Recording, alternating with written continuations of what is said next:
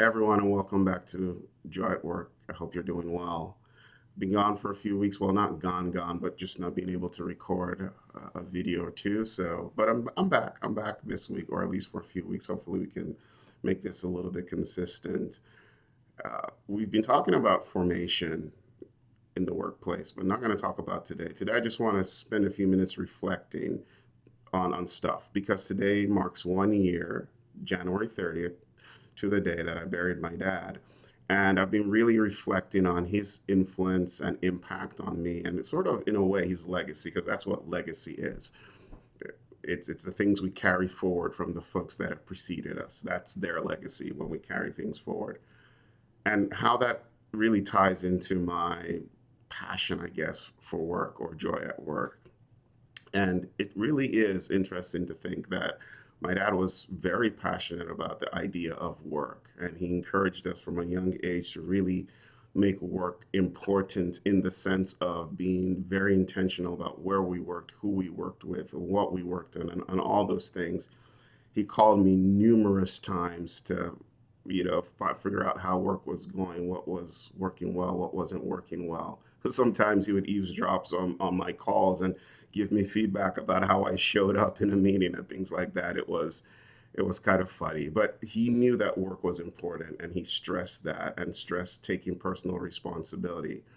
He wasn't naive, as I'm not naive as well, to the fact that there are environmental and organizational systemic factors outside the control of any one individual that impact the way they experience work. But he also knew that each individual, in many situations, not all situations are always exceptions, but for many people, they have there's an opportunity to show up in a way that really influences the way you experience work. So personal responsibility matter to him, and I think that that's where my passion, I guess, for embracing personal responsibility as much as we can in the workplace comes from. It's the thrust of this Joy at Work channel. We could talk about systemic factors all the time, but I'm also very curious about what each individual can do because I do believe we have agency, differing degrees of agency, no doubt, but we do have agency. Many of us have agency, at least talking to a lot of people, I've come to discover that, to do things that would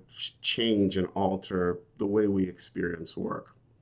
My dad, at the same time, understood the power of changing the system. He was a leader, administrator for many years, and so he understood the importance of policies and the way systems were set up and how they shaped or influenced or informed how people acted. So that's also informed my thinking. It's why I wrote a book on leadership, because those with power and authority in our organizations, the assigned power and authority, can really do things that help or hurt our experience in the workplace. And so that's the constant challenge. There are no perfect human beings and there are no perfect leaders.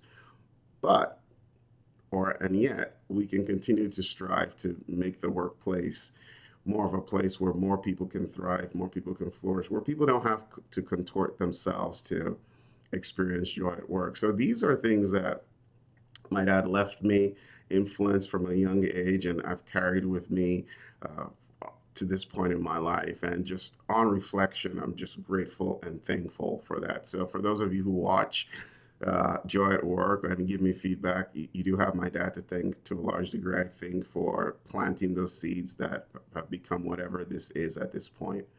Let's continue to work together to experience joy at work. As an individual, what can you do?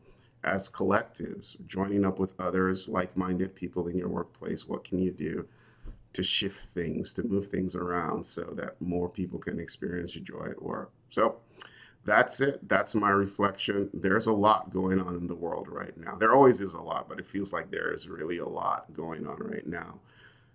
Stay safe, take care of yourself. Let's take care of each other. I'll see you around.